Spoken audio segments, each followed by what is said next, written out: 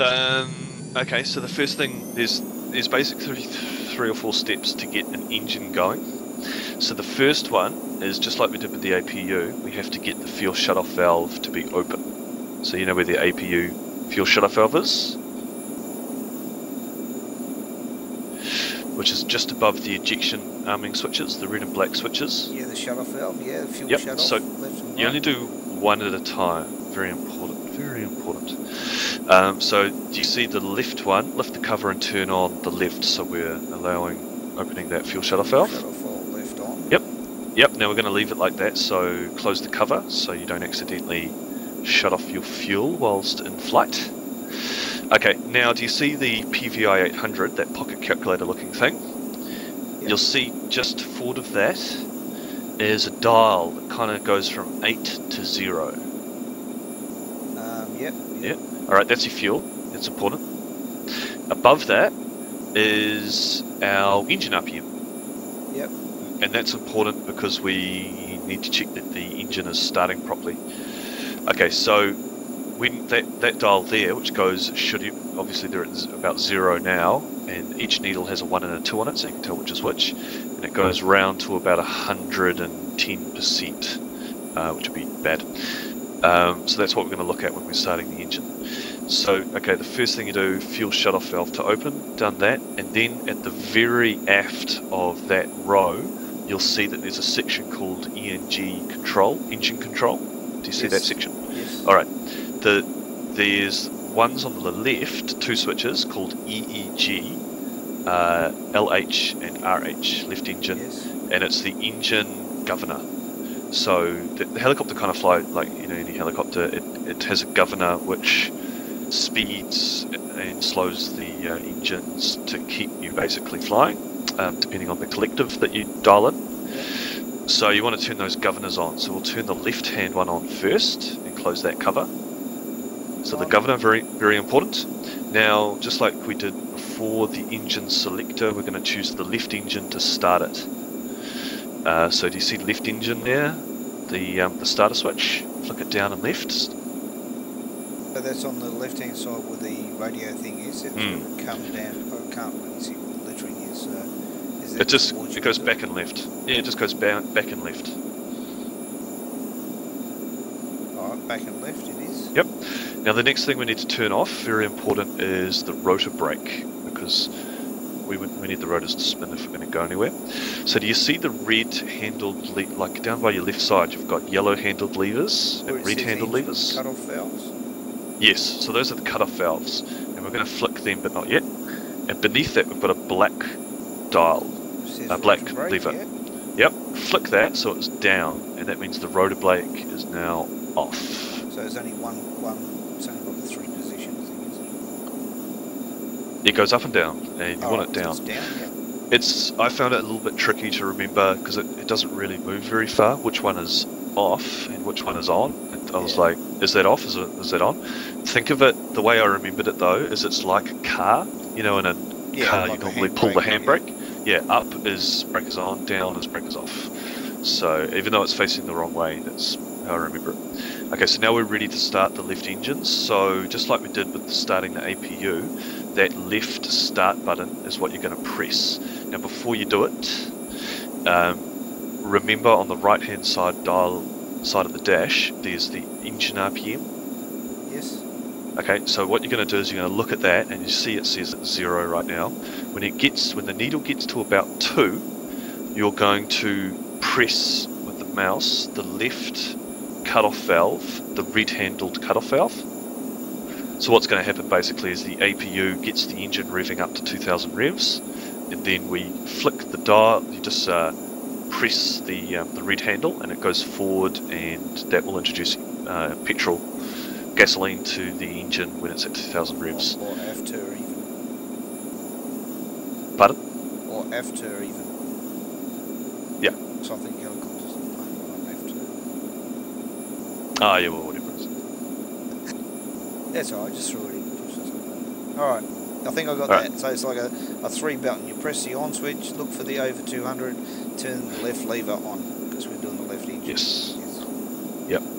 So it should only take a few seconds to get to about 2,000 revs.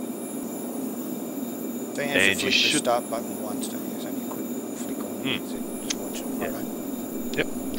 And then what you're going to do is you're going to continue to monitor the engine RPM. The engine RPM should get to about, from memory, I think 70%. And you're also going to monitor above that the exhaust gas temperature, and it should climb and stabilise. And engine number 1 basically been cooking up. So you can see if you look left at my helicopter's got one engine going.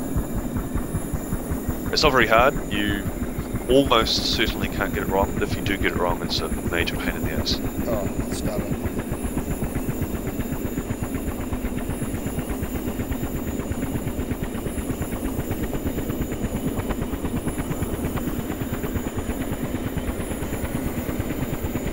Oh, and one more thing, if you go into the options of this game, I would turn down the volume of the whole game to about 90% so you can hear TeamSpeak nicely. Especially if you're using external viewers and stuff. Yeah, you can see your rotor blades are going. Make sure your collector is at 0 as well, just in case.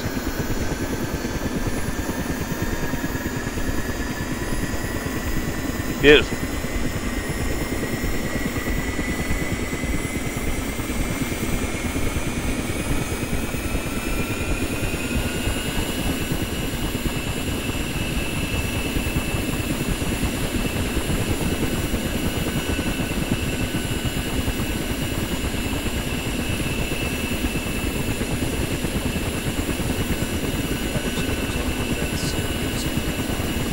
Okay, now that we're happy with our left engine, what we're going to do is the exact same process but for the right engine. So fuel cut-off valve to open. Remember where that is? Fuel cut-off valve Yep. Engine governor, the right-hand one to on, close the cover. Then on the left-hand panel, choose the right engine. Just one. Yeah, so it's the very aft section, the engine control section. So go right to the back of that wall, and there's engine governor. So both of them should be on. Yep. Then the engine selector switch, give it a single left click, and it will go to the back right. Yeah, it looks like the centre back. Yep. Then click the start switch, and then when it gets to 2000 revs, cut off lever, cut off valve, turn it on.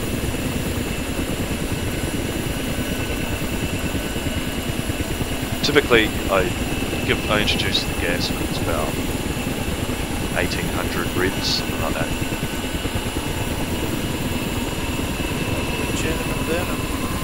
Yep. So, the next thing I want you to do is press right control and enter, and you'll get an overlay and it shows your axes.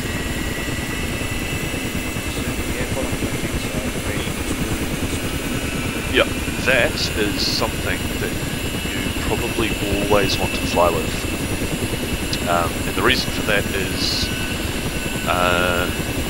with the trimming system, it becomes very confusing knowing where the controls are sitting, because you can, basically the way the trimmer works is that it recenters the center point. So if you press the